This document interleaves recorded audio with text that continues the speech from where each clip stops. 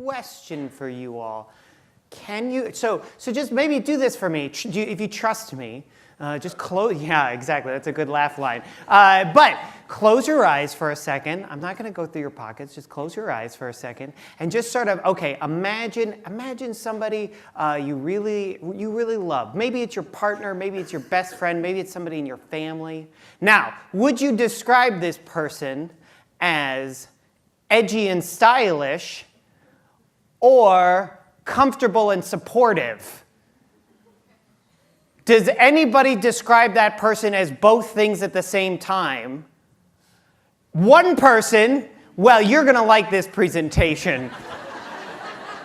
The rest of you are going to be blown away because it is incredible to imagine those two things could go together, comfy and edgy. But one person has done it, and she has done it in a field that I didn't know existed until recently, which is, I figured that this must exist, but she wanted me to just say knee and ankle surgeon, but I really want to practice the word podiatric surgeon. Podiatric, no, I didn't get it right at all.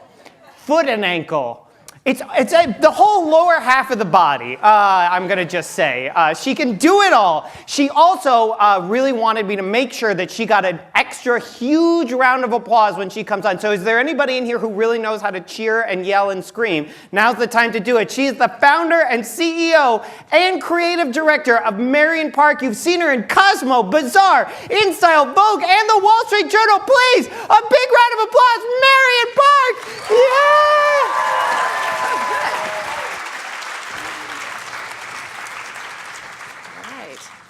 Ugh, my feet are killing me. How many times have you all heard that phrase, or maybe said it yourself? It's one thing to hear that phrase as a podiatrist, and it's another when I hear it as a woman who likes fashion and beautiful shoes. So, historically, when it comes to shoes, women have really been forced to choose between artistry and craftsmanship on one hand, and ugly and frumpy on the other hand.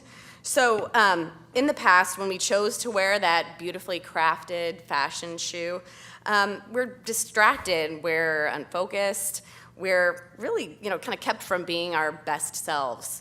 And when we would wear the quote-unquote, sensible shoe, we would have less excitement for what we're wearing and perhaps even feel a little less confident. So I felt that previous attempts of marrying fashion and wearability had really fallen short on the fashion side.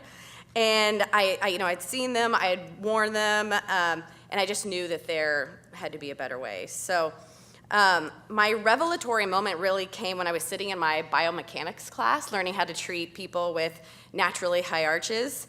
And I'm sure you're all looking at this x-ray and thinking, okay, this radiograph is a lateral projection of a foot.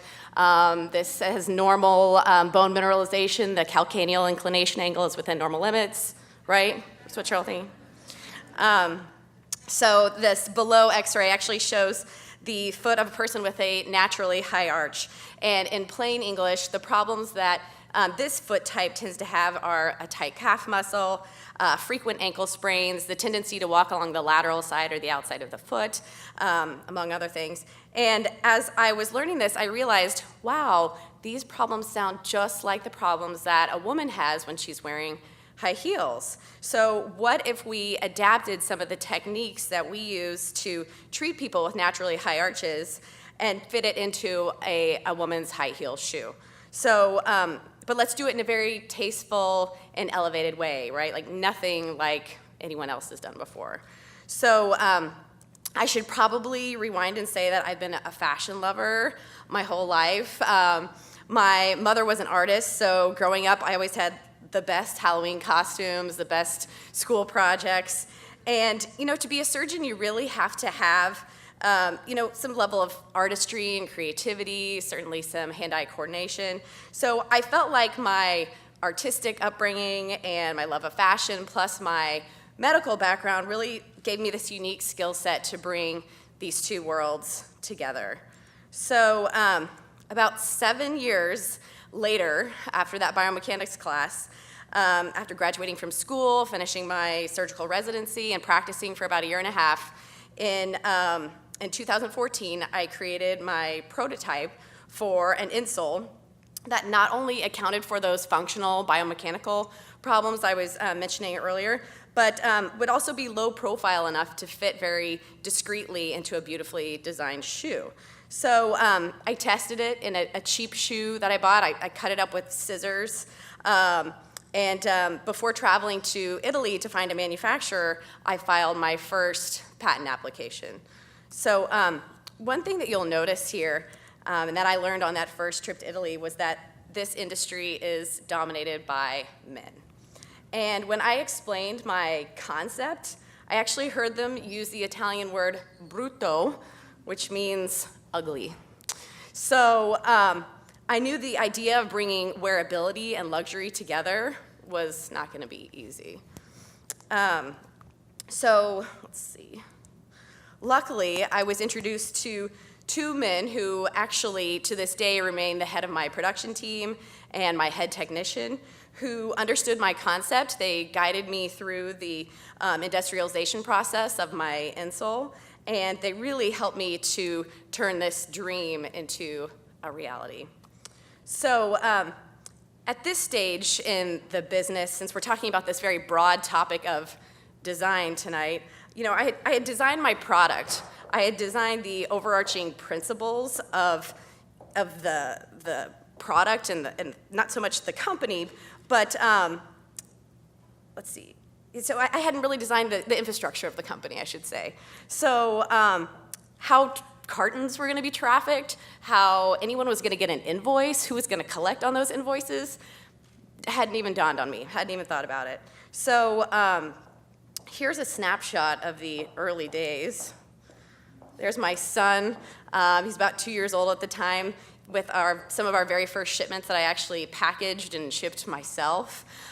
Here I am with some of the very first samples that we were going to take to New York. There are the cartons piled up.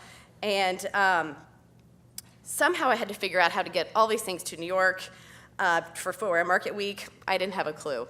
You know, all these things somehow just worked out. But those moments really weren't the moments that convinced me to push forward. So during those first weeks in New York, I was actually introduced to celebrity stylist Kamel Harris. She happens to style one of I think, the coolest women in show business, Carrie Brownstein. If you're not familiar with Carrie, she is the writer and star of Portlandia.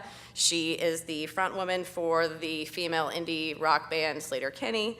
And before we had even shipped a shoe to a retailer, Kamel requested shoes for Carrie, and she first wore them in an appearance on The Late Show. And that was just a huge thrill. Shoes weren't even in stores yet. And because she was on a book tour, she had several events and appearances, and she just kept wearing them over and over again. It just kept popping up on Instagram. And for me, this was proof that this idea was going to work. So would you ever guess that this stiletto sandal with ostrich feathers and velvet bows has an arch support in it? Probably not.